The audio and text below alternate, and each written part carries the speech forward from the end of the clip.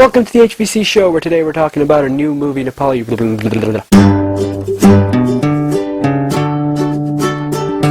Welcome to the HVC show, where today we're talking about a movie that was released recently in Nepal, Gajalu.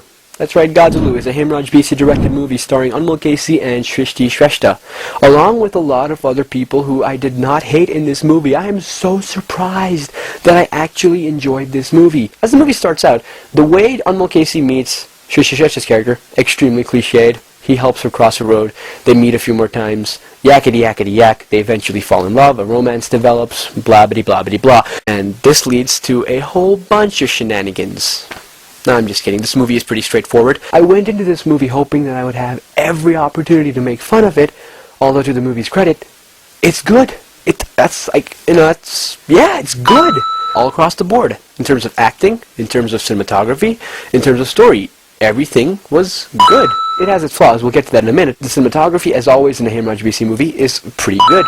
There's not a single performance in this movie that I can really make fun of or say is entirely terrible. There are some aspects of it I didn't enjoy, but as a whole, the performances in this movie, believable and realistic. This guy, as the comic relief, he was really good in his role. I didn't laugh at everything he said, but the rest of the audience, oh my god, they were eating his stuff up. They were laughing so loud and so constantly. So good job. Speaking of good jobs, this girl, oh my god, she stole the show. Every single scene she was in, she was the star. She was able to constantly keep my attention because her performance was so believable, it was expressive, it felt like something real people would say. She's the best actor in this movie.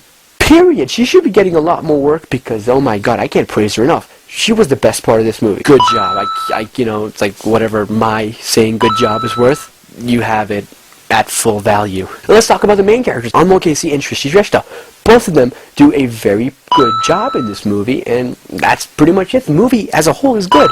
Anmol Casey, however, I do have a few gripes about his performance because he's not really playing a character so much as he is playing Anmol Casey in a different movie. If you've seen his performance in movies like Jerry in Dreams, you've seen his performance in this movie. There's a slight twist to it in that he plays an aspiring director in this movie, which I must say I really appreciate that because I was able to connect to his character a lot more. Did I just say I connected to an Anmol Casey character? The movie is really good editing-wise as well. The movie starts off at a point where, the story is sort of ending, and then we backtrack to find out how exactly the characters got to that point in their lives. Like I said, it's a Nepali movie that's good. It's not great, it's not perfect, it has its flaws. The main problem being the lead characters.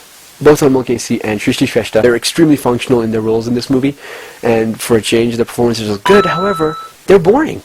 These two people are meant to carry the story, yet we're not even mostly invested in their story. It's Anmol Casey's sister's story, the person I mentioned who stole the show in every scene she was in. We're more invested in her story because I don't know if it was her performance or just the fact that her story ends up becoming more likable, more charming, and is something that the audience grows to care more about. Don't get me wrong, the main story is fine, but when it's overshadowed by a subplot, there's definitely something missing there. The major turning points in the movie, they're handled extremely lazily. Where you think the movie's going to come up with something creative and surprise us, it just gives you the most obvious way that situation would have played out. The ending, when Anmol Casey's character gets advice from a person, which ultimately leads to the conclusion of the story, it did not feel like new information. I'm not trying to give out spoilers here. I mean, it felt like an obvious conclusion, and Anmol Casey's character already said he was doing it, already said he'd done it, yet the advice he gets is to keep doing it. So really, why was he even there?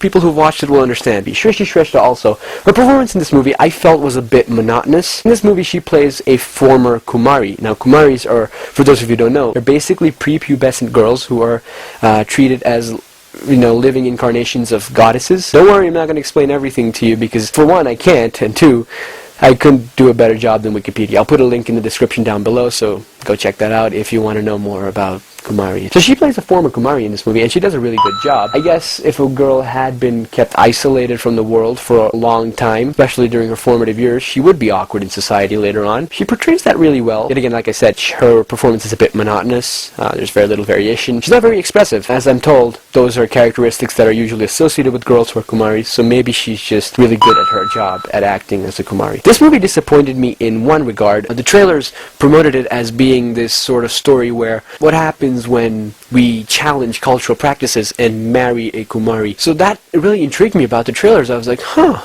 I actually want to know that. That sounds interesting to me. Let's go see it. I want to see.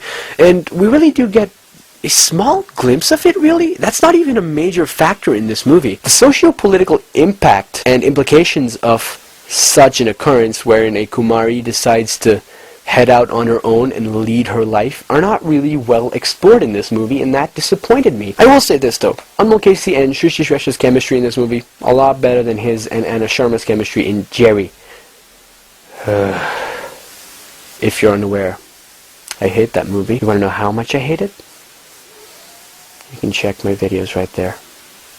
Shameless self-promotion. Check. What's next? For the first time while watching a Nepali movie, it felt like I was watching characters actively existing in this world that the movie created. It was so refreshing for a change to walk out of a Nepali movie and feel like I watched a movie and not a terrible stage play.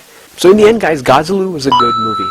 It was fun, it was entertaining, it did not bore me until the last quarter, because really I felt like the movie was a bit longer than it needed to be. I think it was somewhere like 2 hours and 20 minutes, or maybe it was 2.5 hours, although you don't really feel like you're watching it for that long, because it is entertaining, it does keep your attention, and you're genuinely intrigued to find out where these characters will go next. You care about them, which is something that most Nepali movies fail to do, make you care about the character. So yeah, Gajalu gets 7 stamps of approval out of 10 from me, for whatever 7 stamps is worth. There you go. Oh, and a few things. Anmol Casey's character says a lot of things that aspiring filmmakers would say, and I don't know, man, if there's aspiring filmmakers out there who watch this movie, they'd be like, that's a nod to us.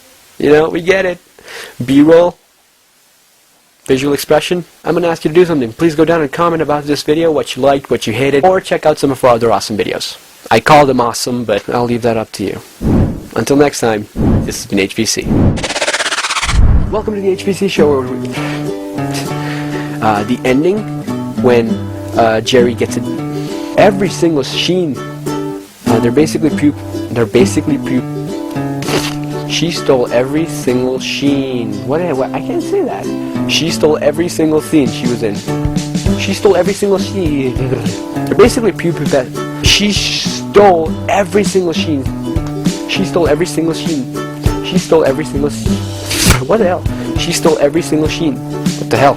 She stole everything. What's happening? She stole every single.